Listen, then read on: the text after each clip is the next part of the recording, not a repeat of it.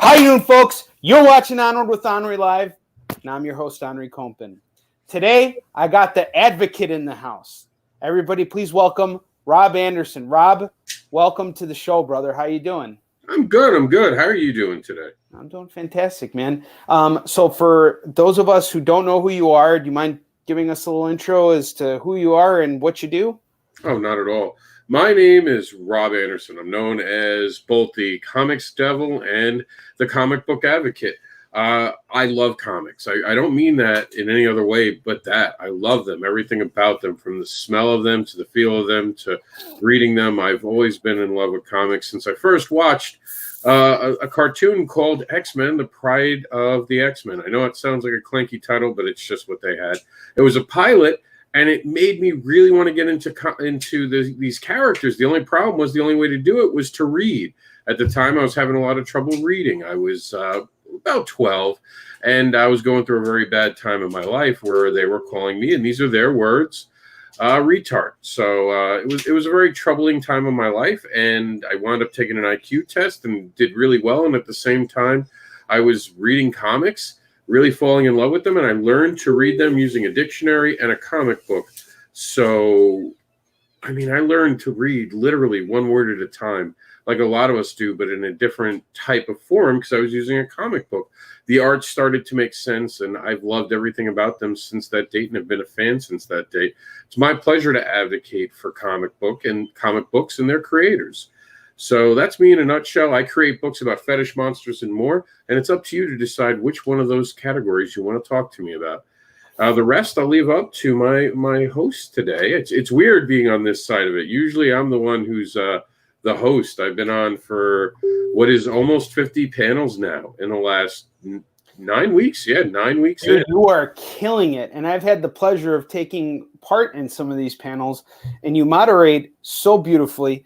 And you take it on the road too. You were, this was not you weren't a new hand at this, even when you started doing it online ever since, the pandemic started. But it's funny you mentioned that X-Men show that got you into comics, because I remember seeing that, and I remember renting it on VHS, and it was awesome. And just immediately I get a sense of I can immediately connect to your love of comics and how it probably got you through some hard times, because I can tell you right now, my family moved when I was 10. And when I first moved to the neighborhood I grew up in, I had a really hard time, and comics really kind of helped me, adapt that in a lot of ways. And it's really just an amazing art form, a great form of presentation. And let me ask you a real quick question. Are we on Facebook or just on YouTube? So I want to share. Oh, we're everywhere. Yeah, we're on YouTube right now. It's okay. I posted the link over there, so just feel free to copy the YouTube link and. Gotcha. I got it. Yeah. I want people to know we're here. Yeah, of course, absolutely. So, Rob, here's a question for you. Now that you're on the other side of all this, not moderating, and the spotlight's on you, what got you from being the guy who is like, yes, I like this art form, and yes, it's gotten me through, some what you've described as difficult times in your life, and taught you to love and appreciate reading? How did that grow into you becoming the advocate, but beyond that, a creator yourself? Well, I think the creator comes first. It was just I was always haunted by my own stories. When I grew up, I actually had a trouble as a child with not necessarily the truth, but telling the truth, because I had this vivid imagination, and I figured out that if I told something, it could reason why I did something. Because growing up, your parents are like, well, why'd you do that? And a lot of times as you're a kid, you're an idiot. And you don't know to say, I was just an idiot. I did it because I was an idiot. So as a kid, I had this vivid imagination that always got, a story out of me. And I would tell a story to entertain. And it wasn't that I was intending to lie. I just didn't want to be in trouble like every other kid. But I came up with these complex stories that probably made no sense, and instantly knew it wasn't true. Like, what happened? Well, she threw an airplane at my head, and it went around the room, and it hit me right in the eye. And they were like, no, it didn't. But even my dad, when they were having trouble with placing me in school, knew that I just had this imagination. He's like, he's not retarded. You guys are missing something. And they were missing dyslexia. So I'd always been able to create these stories. And I'll be honest with you, The first thing I ever did was write a novel, because you're a little older like I am. There wasn't a way in for us guys at first. There just wasn't. There was no path. There was no self-publishing. You know, you had to get published somehow, get noticed, and brought into Marvel. So at 16, I wrote a novel called Mustang Detectives, because I was obsessed with the car, the Mustang. I still haven't owned one. That's one of those things in life. When I make enough money, the first car I buy with cash is going to be a Mustang, or a Dodge Charger now, depending on what year it is and how good Mustang's doing. But either way, I was obsessed with them. And I used to read like Mustang Weekly, because when you're a kid, you have free time. And oh my God, if I could go back and use that free time now, would I ever? But like when you're a kid, you try to fill especially teenager. And I was full of piss and vinegar, and all I was doing was drinking. So one of the positive things I did was I was writing.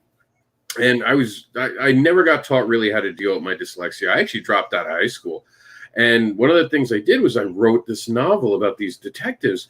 And I tell every writer this, and this is honest feedback, especially for you younger writers. If you don't have life experience, you're going to struggle telling a story. And it's just the truth. So when I was a 16-year-old, 15-year-old, when I wrote this story, I was a virgin. I'd had some experience in life, and there were some things I did put in that were very real.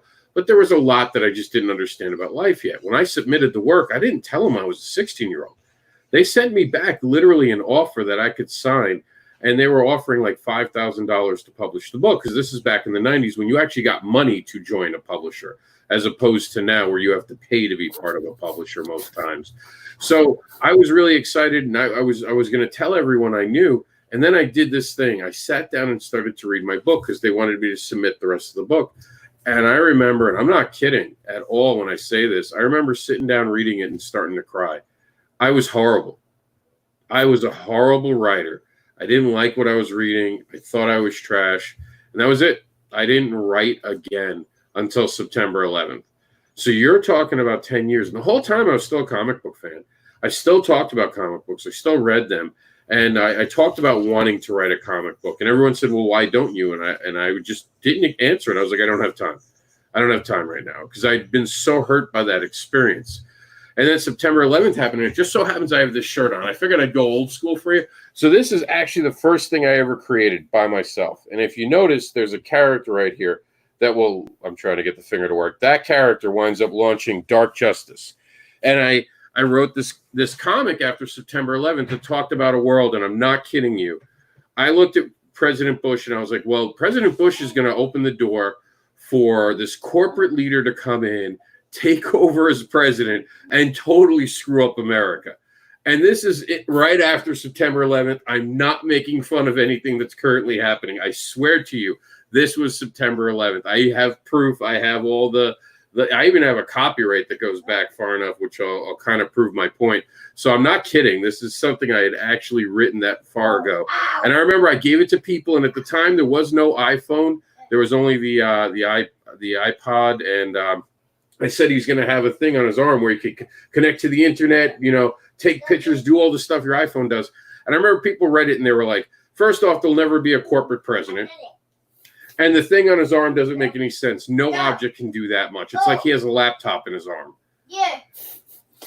So I listened to some critique, and for a while I let people tell me no. And then my grandfather died like 4 or 5 years later, and I'd still been writing. And at that point, again, the doors weren't open for self-publishing yet. So I was going to New York Comic Con. I was taking notes. I was submitting some ideas, trying the hard way back in the day to get noticed versus everyone else who was trying to get noticed. Because as a writer, you don't have art. There's nothing flashy to show. You need to write something. And the catch-22 at that point was getting someone to read what you were writing. So you could write a lot, but no one would read it. My dad died, my grandfather, I should say, died, and I wrote a story called The Ring Bearer. I'm still going to do it. That's that epic story. When someone says, well, what story do you really want to tell in your life? We'll pay you to do it. That's going to be that story for me. And I wrote it, fell in love with it, and I started keep going. And I went to one of the New York Comic Cons, and they gave us a challenge. Work with a fellow creator to create a story. Bring it back to us by the next year. And so I got with a creator, and I started to work on what would become this. The first And for all you writers out there, you'll love this. So this is when publishing was first coming up back in 2012. So this is 8 years ago now. It's right before I got hurt, and getting hurt's important. So in 2012, I come up with this idea. Well, I want to talk about the city that this character comes from. So what I'm going to do is I'm going to talk about him like he's the vigilante that they're all kind of talking about. And I'm going to set the world in motion for when that comic book will take over. So what I did is I talked about the city through headlines in a newspaper. The entire comic book is just headlines and newspaper clippings that set up a world that he takes over. So, and it's ironic because I go to New York Comic Con that year with the first copy, and this is how long ago it was. The first copy was at Kinko's. The entire thing was printed by Staples. It was the photocopied thing. I'm handing it about New York Comic Con. We're very proud of myself.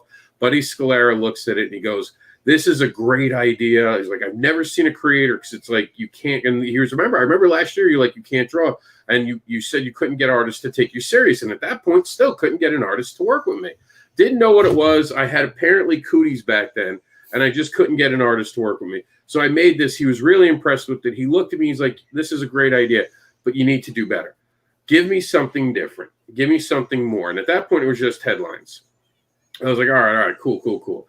So I wound up getting hurt at work. I blew out my back, and this sets up me to start becoming an advocate. Now, in 2012, I began what became now Comic Book Advocate in the Facebook group, because Buddy Scalera's actual panel that I love, and I go to every year, and I hope it happens this year. It's at New York Comic Con, fingers crossed. It's called Creators Connection. And what I wrote was after the connection, and it was only meant for us who had met during the connection to go after the connection and stay in a Facebook group.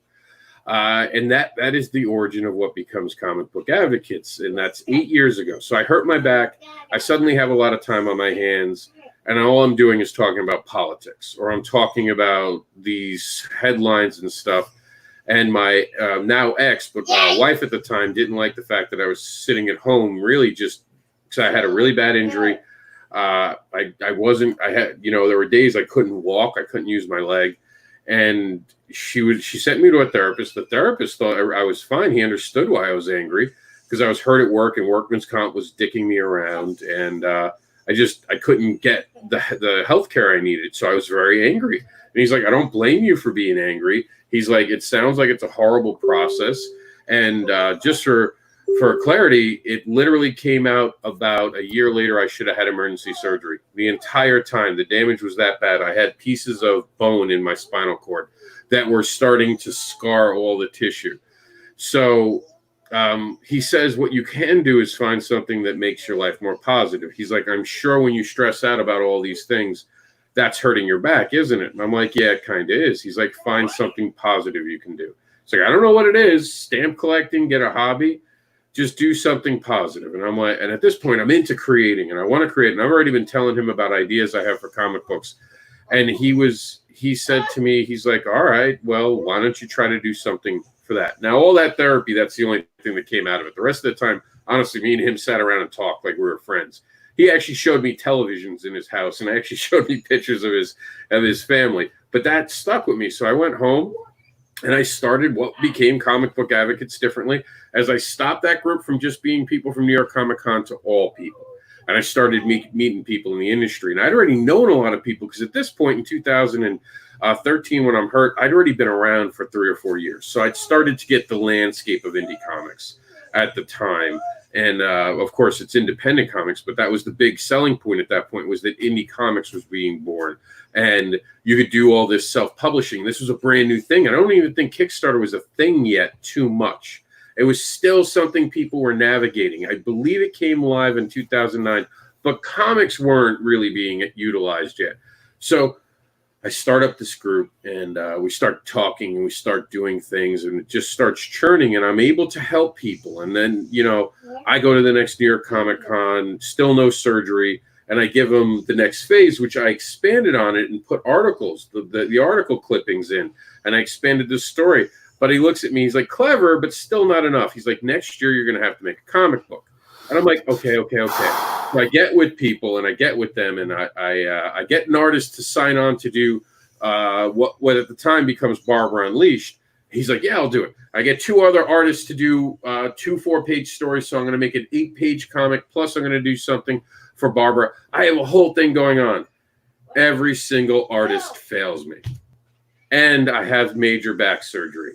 And all of a sudden, New York Comic Con is coming around. I have surgery in July. And back then, New York Comic Con had this thing called Special Edition. So I go to July, I have the surgery, and I have the surgery, and the next thing's New York Comic Con. So I go to New York Comic Con in a wheelchair.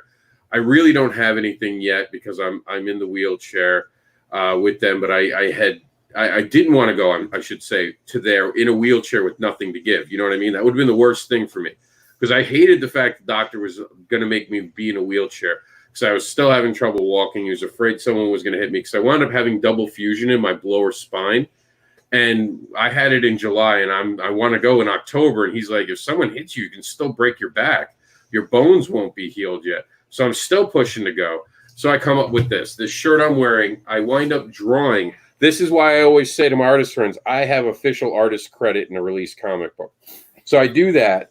And then the other book I did was Dark Justice. I actually used action figures to make a 4-page comic, or an 8.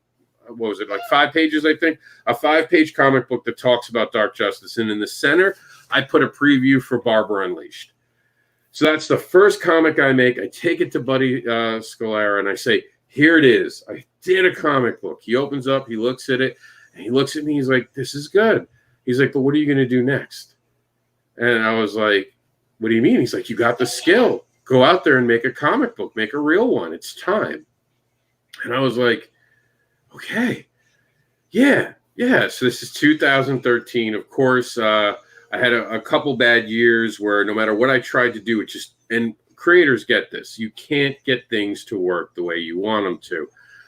So finally, I start to get things going, and I meet Satine Zilia. We start Barbara Unleashed. Suddenly, I start a kids book. Suddenly, I start a monsters book, and just a blur. 7 years later, I have The Advocator. I have Barbara Unleashed, which has 4 issues. The Advocator has 3 issues. I have Jax and Cat Dad and Supermom. I have 2 issues of the monster book. This year, I have other stuff coming out. Some of it's brand new. Something called The Catalyst with me and my friend Mike Seeley. I have another Cat Dad and Supermom coming out. We have an Advocator that's going to go team up with Starcross, our own Advocator, and a couple other projects that are kind of, they're not locked in, but I'm hoping to get them locked in. And I'm going to turn Barbara Unleashed into a trade because I never gave up. And that whole time, I advocated for other creators. I brought everything I was learning and I gave it right back. I always gave it back because I always thought that we were a community. And it wasn't until this year I realized we're not a community. It doesn't mean that we can't build a community around us. Like, you're in my community, but not everyone's in our community. And you know who I'm talking about. The people who draw lines, the people who tell us how to live, and all the other people who just won't accept us for who we are based on small little criteria. So that's what made me realize it wasn't a community, but that was okay, because if it was an industry, I could still be in love with the industry. And if anything, being in part of the industry and understanding it was an industry empowered me, because I tore down all the lines. And I said, I will advocate for anyone as long as they are good to other people and their message in the book is not harmful to others. Real simple. You know, I got to tell you, man, you really do practice what you preach. You have a reputation across the board for living by those exact words. But on top of that, I just want to take it a step further just to show you how my personal experience with you has been. It's my birthday, and I had a great birthday this year. Glad to hear. And I appreciate that. But I remember getting a call from you just to see how I was doing. And it's not like you and I are that tight where we call each other up and say, hey, buddy, how you doing? So I know why you called, and I knew where it was coming from, and it was all from the right place. And it all proved to me, it all made much more sense. It's like, how often do other fellow comic book creators call each other unless we need something, or unless it's work related or something? How often do we actually call people up to say, hey, how you doing? And I know exactly why you were checking in, because lots of people are taking this in very different ways, and some people are really depressed by this. I know that, I myself have had highs and lows. Today I just happened to be in one of my lows, but I was really touched by the fact that you called up and just to say hi, that really means a lot. And it shows me that you're a man of integrity, and a man of integrity can get anything done, because once they decide that something is complete, it's already completed. It just has to be, the steps have to be made. And it's interesting because you've been through hell, essentially. It sounds to me like people don't think about going to a convention and the physical difficulties that come along with it either. It's like when you go to a convention, it's like you have to commute. And if you have shit to bring with you, you're carrying it around everywhere you go. And it's hot and it's packed, and then it's cold, and then you're not wearing enough clothes, and then you are wearing enough clothes. It's an extremely stressful situation, especially when you have back problems. But you wanted to get out there, and you wanted to get better. Now here you are in the situation where you're able to do all the kinds of things. And I agree with you. I think that our community, we do have a community. It's a brotherhood, the way I like to look at it. It's and of course sisterhood too. But I think that us being a part of this whole thing means that we need to support each other, and that's one of the things I've really kind of taken from this. But I wanted to go down a deeper hole with you. And I guess it's an inappropriate question because now we're going into, what Barbara Unleashed is. And I remember seeing a couple years ago some of the challenges that you were dealing with. And tell us a little bit about Barbara Unleashed. Tell me about it. I mean, I'm curious as hell. Well, it all began, like I said, New York Comic Con. It was supposed to be a throwaway story. I have been part of the fetish community my whole life, not by choice. And people don't realize that. Like when people hear about someone having a fetish, they're like, they're just a creep and they're just that way. And I don't judge. I ain't going to judge anybody for anything. So go ahead. I appreciate that. But there are people who do judge. Yes. It's funny because we just got past understanding LGBTQ. We're still dealing with that a little bit, but we at least have a consensus that people aren't all the same. There isn't no normal. There are just different people in this world with different strokes. So people with fetishes have always been around. And I tell people there's probably someone in your life who has a fetish that you'll never know about it because they're afraid to tell you. Because people are monsterized and they're attacked and they lose custody, they lose jobs. I have had, just from doing this, like you said, some of the struggles, I have had my Facebook account twice suspended where I had to fight them and I won. Even to the point where they've changed rules because I followed their rules and they didn't like I followed their rules, so they changed the rules. So in the future, I have to follow the rules. So I know the rules exactly because I've talked to people internally at Facebook about their own rules. Because I will walk that line and not cross it, but I will be right on that line.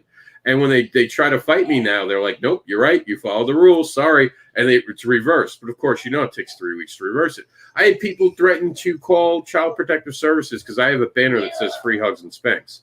So I've dealt with a lot of closed-minded people. That's the whole point of the book, is to open the conversation. I didn't write it for people with fetishes. I wrote it for people who don't have fetishes. So when they read the book, they understand the humanity of a character who is dealing with having a fetish, having to run away from home where her dad is a mayor because she'll never be accepted for who she is. Not only will she not be accepted, but her whole family will have to pay the price because she's not normal. And she goes to New York City. She gets herself into trouble, and it explains to the reader that the entire idea of this is dangerous for a reason. If you do it wrong, you can get hurt. And I really wanted to stress that because if you love something, the first thing you want to talk about is also the bad. We do that with comics right now. We have these panels, and we talk about the stuff that's bad going on. Hold on one second. I just want to tell you. No worries. That's how it is with kids. Yeah, and we're all stuck at home now, so I'm all. Yes, it is. You're handling it very well. I gotta tip my hat to you. I'm losing my shit, brother. I'm ready to fucking fire him out of a cannon. And with all this shit that's going on with them saying that the fall they're not going back to school now, it's just like, oh man, it's so tough. It's really hard. But please continue. I'm enthralled by what you were saying. I'm good now. You should see me on Mondays. Mondays from 9 to 3 when we have the new lesson plan, and they are making him do things they would have never made him do in school, and it kills me because I know they wouldn't. But like you said, back to the story. We could talk more about that. Trust me. Yeah. That's a whole another episode. Oh man, I'm with you. So I wanted to make this book that talked about a community, and the first thing I did was I named it Fetish Babies. And I know, whoa, hold on, before any of the watchers here who don't know me go, what the fuck did he just say? Yes, I said Fetish Babies, and no, it doesn't have anything to do with babies. It was a slur towards a character in the book. So at one point in the story, a main character saves her from getting hurt worse. She's already been emotionally abused a little bit. Something happened to her that she did not consent to, and it was not good. And we talk a lot about consent. And this is before Me Too, mind you. This book came out before Me Too. So when Me Too came out and all that talk about consent came up, I was like, I've already been talking about it. But it was funny because Me Too was the double-edged sword for me. The name Fetish Babies now became something that became a hot button because people didn't understand it. It was always meant as the main character called her Fetish Baby because she ran in after seeing in his mind. She saw a movie called 50 Shades of Grey, ran in and didn't understand what she was about to get into and wound up getting hurt. And that happens a lot in our community and in our culture. And he was mad because he had saw her when she walked in and knew she was going to get in trouble. And he was more mad at himself because he didn't step up right away. Because in our community, we're taught not to get involved. And that's always kind of bothered him. And he has a whole other major story we haven't even told anyone about yet that made him so angry at that point in his life. And he looked scruffy like me, and unlike me, it was because he had kind of given up on life a little bit at that point. So there is a beautiful story behind his whole character. So I can totally see it. And here's the thing with books that Image is putting out, like Sex Criminals, and there was another one that was that's put out. Even Tim Seeley's writing a book, that's about the porn industry and things like that.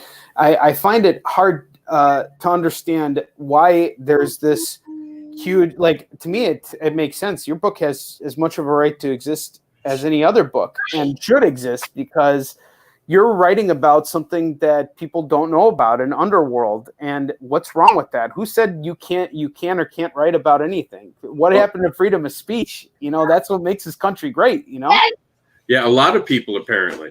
Because the whole thing that came up during the Me Too thing was the image of a man having a woman do things, because that's the image that a lot of times is shown, that an older man takes advantage of a younger girl. But it's consented. But they were doing the whole thing during the Me Too thing where it's like, oh, you're taking advantage of me because I'm younger.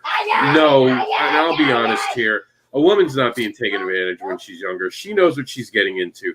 She wants that experience. She's going into it with her eyes open. And I do think there was some bad that came out of Me Too, and that was one of them, where the finger pointing began. And so people attacked the Fetish Babies title. And I had been warned early on that it might cause controversy, but I did not expect what came next, because people tried to make it about things it wasn't. And they didn't want to hear the explanation. They went as far as to giving me book reviews without ever reading the book. Yeah. I've had that shit before with Sun. When you deal with those, everybody, we introduced two characters, two actual historical figures in our second issue who we reveal have a homosexual relationship. We did this in order to make these characters stand out. But then we have reviews that people are saying that we're, portraying Admiral E as being homosexual and things like that. And it's fucking bullshit. You didn't read the fucking book.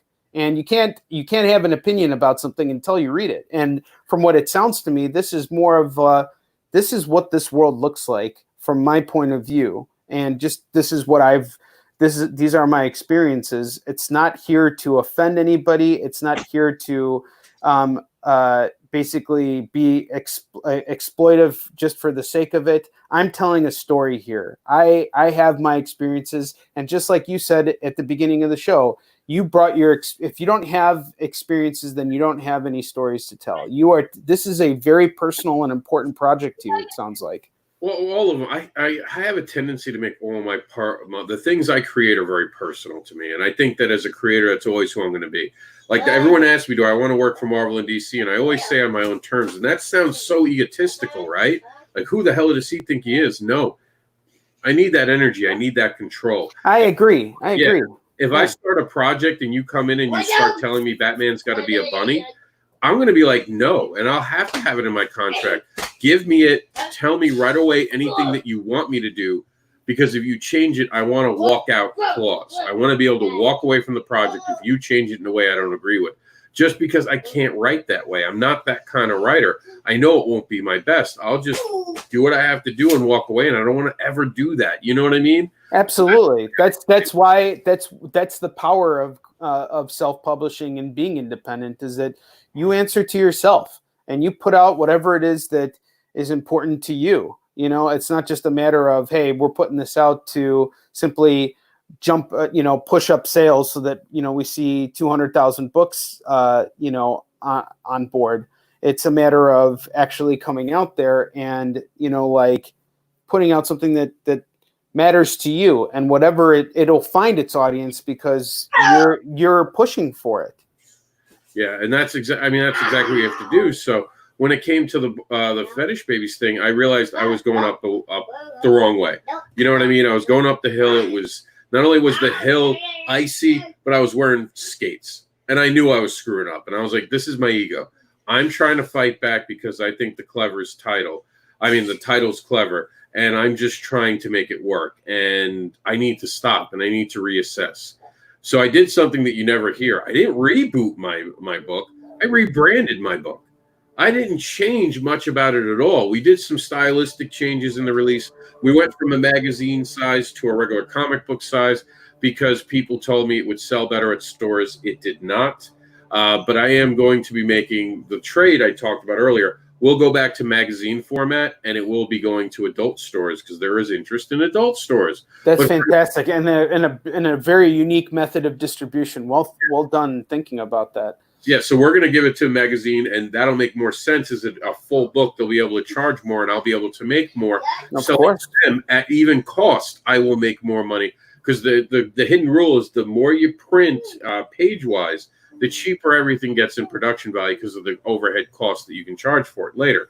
So I could sell them to the print cost of, like, my print cost should be around, let's say, just pulling a number out, $8 for a 130-page book. And I know there's not 130 pages. I know that's not the right thing. I'm just giving an example. You're just ballparking. I got you. So for 130, because it sounds like a good name, 130 pages, or 132 for those counting at home. 132-page book for $8 me printing. I can then deliver it to a store locally, because in Florida we have these giant warehouses, and these warehouses could then distribute it wherever they want. I could sell it to them for $10 for my time, make $2 on the cost, and then sell them hopefully in bulk, 100 books. So now I can make 200 plus the printing cost, plus knowing it's going out there into a bigger audience, and I can get everything back, as opposed to trying to do it a single issue at a time. Single issues can get damaged easier. So you have to make those plans. So we changed the name to Barbara Unleashed, knowing that I wanted to do this because all the issues were done. And along the process, I realized, well, I want to make something called a survey. I'm going to make a BDSM survey that you can sit down with someone you know and actually talk about each other's sexual fantasies. Because in America, we act like children. We can't deal with sexuality in a way that's not hee-hee-hoo, like that's America for you. It's fart joke. I actually think it's the entire world. I mean, you have no idea. It's even more conservative outside of the U.S., especially in Asia. Like, yeah, I know, but Japan's pretty open. If I'm not, they are open, but it's still a very conservative culture. So like, it's not like people are running out on the street with their dicks hanging out. Like, they are. Do that. Yeah, no. I know that.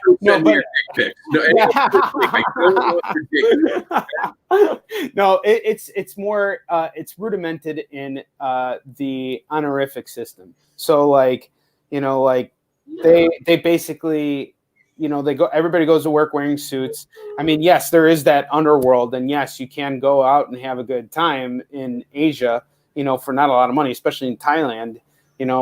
I got friends who got stories, but it's a completely, it's more of like a tourist attraction in that regard. In terms of everyday life, the way people live, they're very, very conservative about this stuff. And I don't know. I think it goes back to.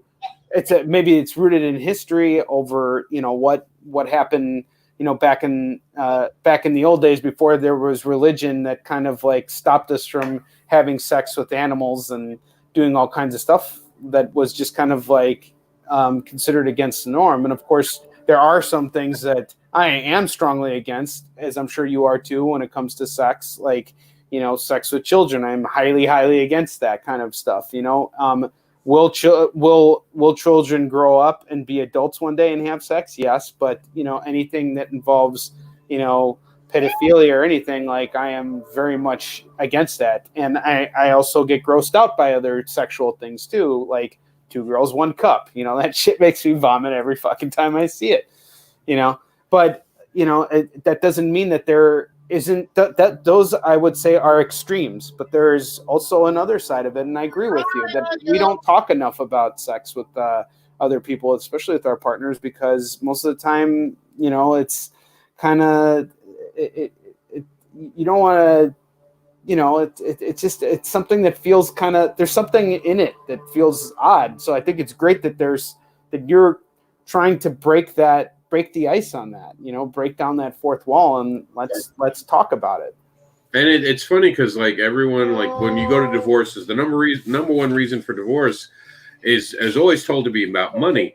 But some people theorize that money's the easy thing to say it's about, and a lot, because the number 2 is sexual. Absolutely. Fuck yeah. I actually say it's number 1. Yeah, well, that's the whole thing. A lot of people, it's easy to say money, but it's easier to fight about money when you're angry and you're not getting what you want. Because you're only having sex with one person for the rest of your entire life. And that's a commitment. That is a job. You have to be really committed to that person, to the family you're building, and want that same thing always. You never have a desire to do anything else. You know, I will say this for a monogamous relationship, it does not leave a lot of room to grow most times if both people don't put in the work. You have to put a lot of work to allow someone to grow, and you have to listen to each other. And I've always said it, you marry the girl with the G-string, and then you get the girl in the sweatpants. And you know, I've had this in my relationship, and remember, you're taking advice from a divorce guy here, so great us all. No, but, okay, you know, don't worry. And this is your perspective. But realistically, I used to say this a lot in my relationship, and it was like, you'll get dressed up to leave the house when other people are watching, but when you're home, you never make the effort. And I think that's a lot for a lot of people in relationships. You know, and I remember I was working out heavy at the time. When I got hurt, I could bench press 435 pounds. Damn. I was a monster. People moved out of my way. Like if I would say something and someone, you know, when someone turns around and goes like, "Who said that?" I'd be like, "Me." And they'd be like, "I am sorry." I'd never forget that. It was like, "I am sorry. I did." Are we good? Okay, I'm out. I'm just leaving now. And it was the best thing ever. I miss those days because I'm not as big anymore, but it did make me giggle. So at that point in my life, I remember my ex being like, "Well, why are you so obsessed with your look?" And in my mind, I was going to become a WWE wrestler. And I told her that. But she was jealous because other girls were looking at it. And that just kind of tells you about relationships.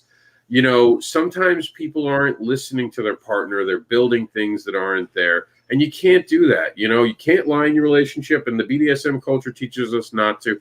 And she was part of it with me. So I would tell her if I wanted another person, I would bring them into the relationship. And if you weren't okay with that, it'd be over. And now look, I'm divorced. I clearly didn't have a problem with us not having a relationship. And I don't talk badly about her, nor will I. I'm just pointing out the fact that you don't have to stay in a relationship. I think the most dangerous thing we're sold is that there's only one person for us, and that if you don't make it work, you're somehow evil. I don't think you should cheat on someone, but I don't think you should stay with someone if you're unhappy.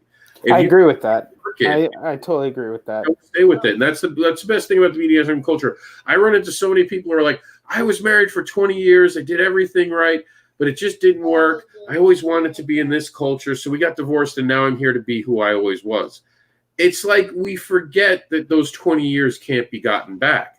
So I've always just been the type of person who won't wait 20 years. I'm like, I'm unhappy, and I'll put it out there. And I think if we all did that more and we're able to talk about that and deal with it, we'd all be better. And that's what I like about the BDSM culture. It is consent. I'm not saying feelings don't get hurt. Everyone's always going to have hurt feelings. But at least you're living a life where you're not worried. People are with you because you know they want to be with you. And I think that could go into monogamy. And I don't think monogamous relationships talk enough. You want to know how I know that? Because when they go to therapists, you know what they tell them to try? BDSM, because in BDSM you have to communicate. It teaches people to talk to each other, their likes, their dislikes. There's so many relationships out there that no longer talk to each other. What do? And this is like a thing, and this is why it's so important. The surveys there, they don't have the trust in each other to share things anymore. When you sit down and you have to share this, especially at the beginning of a relationship, it teaches you to be honest in your relationship. I'm not saying it's going to cure divorce, but it'll help you along your relationship, because you can kind of feel when someone's being less genuine and they're starting to break away from it, and you're building it on a trust foundation, that you'll know if a relationship needs work, and you guys will be able to work on it better. That's my opinion. That's why I made the book. I thought and I've had a lot of feedback that's very positive. People have loved it. It's like a beginner's guide to going into BDSM, I've been told. It really helps. And I've had people who are like, I've used this and it's amazing. I've had guys come up to me and be like, I didn't know she was into that stuff. Because we're not taught to talk about that. But when you're filling this out with someone, you kind of blurt things out, not realizing what you just said out loud. And then the person kind of zeroes in into the stuff they want to talk about. And, usually there's an interest. I think that's really fantastic. And, I've seen other creators, try and open up about those kinds of topics, sex, all right, just sex in general. I'm just going to go out and say it. And one person who I've found to be very successful on this front is Dale Lazaroff, who's putting out gay smut graphic novels. And I admire his persistence. I mean, he really hit the con scene hard last year. And I've seen him come out ahead and just do really, really magnificently. And I've seen him be in situations that were just extremely difficult and tough. But, I think that's part of the situation too, is when we put ourselves out there, especially when we're passionate about what it is that we're trying to share with the world, there is that pushback no matter what project you're doing. It doesn't matter if you're writing about Korean admirals or BDSM, there's going to be pushback. There are going to be people who are offended. There's going to be people who don't like it. And there's going to be people who don't even know why they hate it. They just suddenly decide that, oh yeah, I can't go for this. How have you managed to handle that? Because I have this whole approach of just kind of rubbing it, kind of like shrugging it off. But I mean, this is something that is really deeply rooted and personal. I diversified my portfolio. I find the weakness I have, and I make a book to conquer that weakness. So I started off with just a fetish book. There were certain parts of this country, forget the world. I haven't been that far up, but just our country feels like a world sometimes. Because when you travel, and you've traveled, you're like, am I still in America? What the hell am I doing in this place? Jesus. The free hugs and spanks sign started off because I was in Virginia, and people would walk by, and at the point we didn't have any real graphic comic covers. I had very toned down ones when I first released the project, and people would walk by and be like, "Oh, that's disgusting. Oh, what's wrong?" And I was like, "And Virginia's a nasty place. Sorry, not sorry. It just is. Every time I've gone to Virginia, I've ran into people like that." So I was like, "These motherfuckers!" And I had this sign that said, "Meet the indie advocate," and I took it and I ripped it down, and I was like, no. So I put up free hugs and spanks. I don't know why. I cannot tell you why I did it, other than sarcasm. It was me dripping of sarcasm.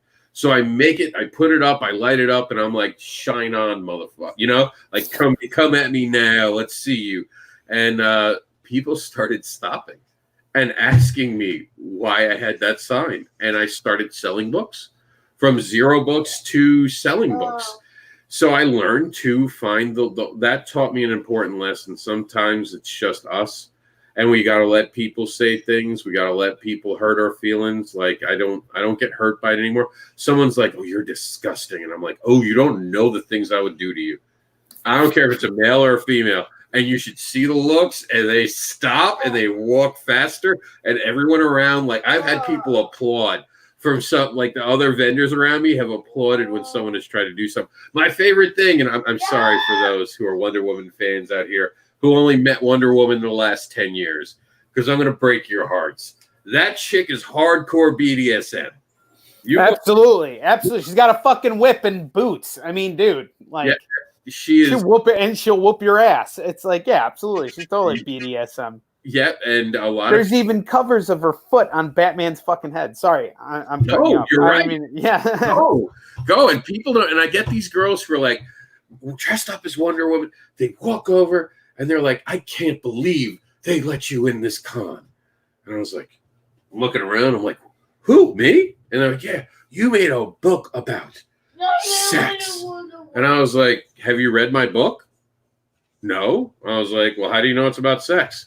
Well, it's about those things. And I'm like, I love it. It's like, "Oh, honey, do you know who Wonder Woman is?" He's like, "Of course I do. I saw the movie." And I'm like, yeah. You know, it was funny. I was at San Diego last year, and I was set up with a retailer, and he specialized in collectibles. So he's got, you know, this huge. He's got every key issue on his back rack. And this dude comes in a Tony Stark, you know, cosplay, you know, just with the what is it? Why am I the thing in the middle? You know, that he always has the art. What is it? The arc thing? Sorry. Anyway, I know it. I'm just slipping on my thing. You're talking about his chest thing. You know, the thing. The arc. Yeah, the arc. All right. So anyway, he comes over there just dressed like that, and he's got this really beautiful woman next to him. So I saw him on Yushin Shin, and he's like, "Do you guys got Iron Man 1 here?" And I'm like, I don't work here, but I can find out. And he pulls down, you know, they had Invincible Iron Man #1, and, you know, it's a key issue just because it's Iron Man's first time appearing in his own book. And the dude just buys it for $574. Doesn't even care. Doesn't even look at, like, you know, the dents in the book or you know, what grading it is. Doesn't ask any questions. You can clearly tell that this guy just wanted to buy because he had the buying power. And, you know, that's an amazing thing, but at the same time, it's kind of like, where are the comic fans? You know, it's like, where are the people actually are into this stuff and are actually reading it? I completely agree, and we see that on the road so much. You know, I used to ask the question. I learned this very quickly. Are you into comics? It's a toxic question because yeah, no, just keep walking. No, you're letting them say no. So I've turned it, if I am going to try to, as we call it, the cold pitch or the fish, if I am fishing, I'll sometimes go, "Do you like to be entertained?" And so few people actually say no to that. Absolutely. And the people who do are just like, they stop and they go, "Wait a minute, what'd you say?" Like, because they're so used to just saying no, and it gets the wheels going. Because let's be honest, if they're at a Comic-Con, it doesn't mean they're into comics. We have to stop looking at that as creators that way. I actually think it's an advantage for us because that way we get, you're making experiences and changing things for people. Absolutely. And when they say, "Well, I don't really like it because of this," have an answer ready. "I don't like it because it's you know, I read it and then it's gone." I was like, "No, my books will haunt you. Plus, you can't read my books in 5 minutes." It's true. A lot of the Barbara Unleashed are very wordy on purpose because it's her telling of her experiences. So there's a lot of words that go into it because she's writing a blog in some of the issues, and there are big text blocks. So you can't read my book in 15 minutes. It actually takes a half an hour to an hour, depending on your reading speed. And then the second thing is, "Well, you know, it's $5 and it's done." And I'm like, "Let me ask you a question. How much you pay for your sneakers?" I'm like, "What do you mean?" I was like, "How much did you pay for your sneakers?" Like, "I don't know, like $70, $80. I was like, "Why don't you go to Walmart and get the $15 shoe?" And they're like, "Well, you know, I wanted something that was nicer." I was like, "Exactly. You want a comic book that's nice that you get to keep and look at every so often." And they're like, "Oh, I never thought of it that way." I'm like, "Yeah, look at the art. Look how beautiful it is." Creators get so bent on themselves having to sell immediately that they don't think about, and I'm sure you've learned this, it's about getting a person to suddenly realize that there's a property in their hands and this is worth looking at. And it's either going to be for them or it's not. You can't change that. I see too many creators trying to change whether it's for them or not. Never try to change it. If someone says that's not for me, understand that they said that, hear them, respect them, and just let them be on their way. And as soon as they walk away, be like, "Fucking asshole." I don't even No, I'm kidding, but you know, I'm not either. Yeah, make sure they don't hear you at least. But I mean, you get that at the beginning, definitely. Your first couple of years, you start to feel until you get on the road enough when you're. I mean, people think it's hysterical because I sit there now and I write my scripts and I do that. And my friends are like, well, you're not paying attention. I'm like, artists don't pay attention. It'll be fine. Leave it alone. And I'll table next to someone, and they're fishing. And by the time the day's done, I'm sold more than them. And they know they did. And they're like, I don't understand. You just sit there. You don't even really try. You say hi to people when you want to. You engage when you want to. And I tell them the truth. I was like, I engage with the people who make eye contact with me, the people who slow down at my table, the people who clearly want me to have a conversation with them. I was like, I don't stop everyone because I have signage behind me. I have something that says free hugs and spanks, something that says fetish monsters and more. I have a cat dad and super mom thing. I've invited people to have a conversation. And in the future, my rack back there will have signs that actually explain what every book is, so I don't have to have conversations with the person who's just looking through my comics, because it's the most awkward thing, because someone's looking at your comics and they don't want to talk to you yet. You know, it's like the hot girl who's getting closer to you, but she's not really committed to talking to you yet. She doesn't know yet. So the only thing you can say right now is, if you have any questions, ask me, because you don't want to rush the relationship. But even saying that, you've broken the fact that they're trying to hide from you, and just see if you're worth their time. So I'm going to put up signs that actually say what every book is about. And then I'm going to have them ask me questions, because I find the more you can get someone to engage you, you've already won. What they're looking for is it worth their time and money. That's all they're looking for. Is the price point good? So you have to have packages ready, especially, I'm sure you have this. One book is 10, but if you get all 4 books, they'll do them for 30. And people are like, "Oh, wait, that's awesome." And you're selling them. And suddenly for $30, people are walking away with something the size of a and then you sell more books, and you make more money, and all kinds of stuff happens. Yeah. And then I get that's my business model. Absolutely. Yeah, and you get referrals. And that's what kills me about not being on the show right now. I know. I get so many people who bring their friends to my table. Like, I am the place to, like, people will buy it, bring their friends, and then they bring their friends. In a 4-day weekend, I have serviced a community of people that they didn't even know it, because they were trading off, and I would hear names being done. We don't get that from online. No, we don't. It's really hard. I mean, I have to say that's what's really getting me down. It's not even, and like I've said all week, I'll say it again today, it's not even that I'm in trouble financially with the business. I mean, everything's just been kind of put on pause, but it's the actual ability to go out and engage, new people and draw new people in, changing communities. What we do on that floor, we each create this place that people want to be a part of. And, we want to create a place that you want to walk into, that you want to be people. We want people to be able to engage us. Yep. And us creators, we don't create safe spaces. I'll be honest with you. Some of our books might offend people, might trigger someone. There could be something that bothers them. Maybe your book's too violent. Maybe too sexual. Yeah. But here's what we do to create. We create creative spaces. People who are going to be our fan base flock to us. They know right away. Your book, it's not really my genre, but I respect the quality of your work. I have sent people to your booth. I appreciate that. And I know it's just not a book for me. I appreciate you saying that. But we do have a lot of sexual content in our book. We actually get knocked for it a lot. So I wonder.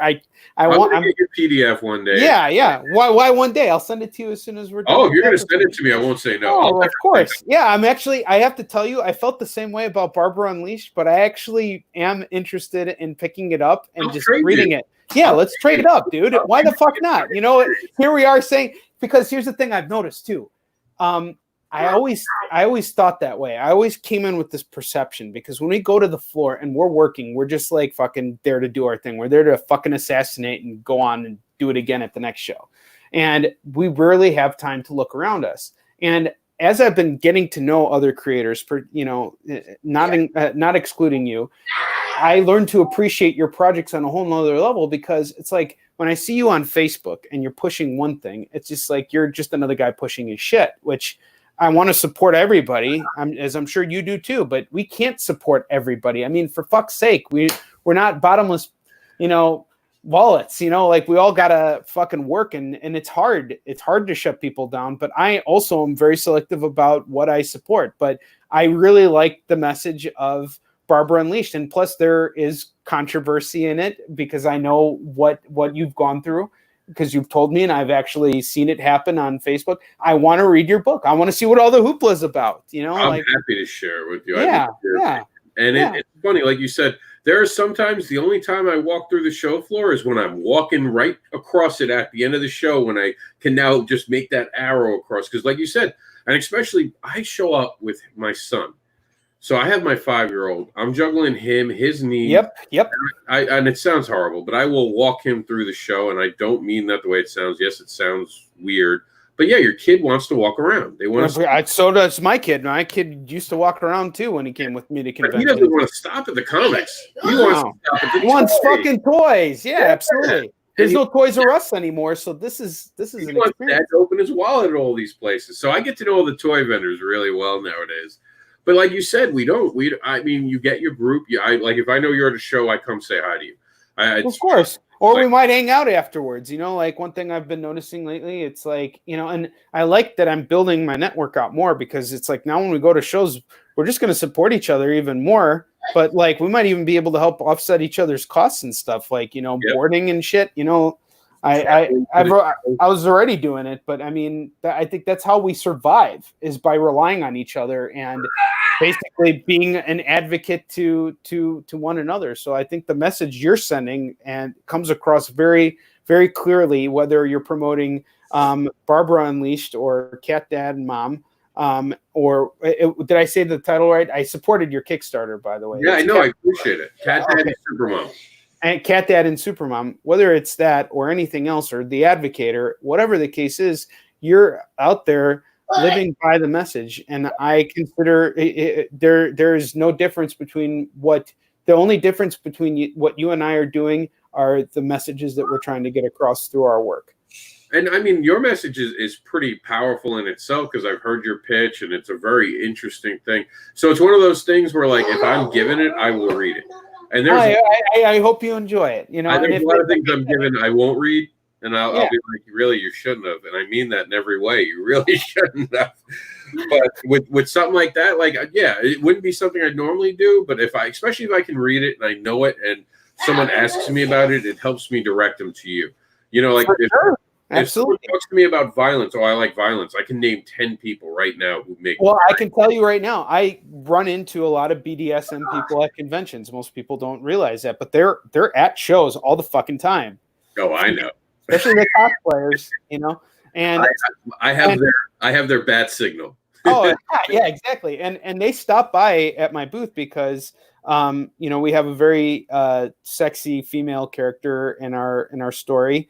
And she stands out, and there's a cover of her on one of the books. And, you know, I often get people who are into that stuff. They often come by. So I've sold many books to people who are in that community, and I've interacted with them. And you know what? It's just another thing. You don't have to be involved with it unless you choose to be involved with it. And it's, you know, it's no one's putting a gun to your head, you know what I mean? Or no one's trying to make you feel uncomfortable. Yeah, and it you know, it's the whole thing. I've had people be like, well, aren't you worried that you're going to make someone feel uncomfortable? I'm like, you can't make everyone feel comfortable. No. I don't do things that, like, I mean, even the free hugs and spank sign, it makes me laugh. Because people are like, well, don't you think that that's just, what if children see it? I'm like, if a child understands what I'm talking about, there's a fundamental problem already.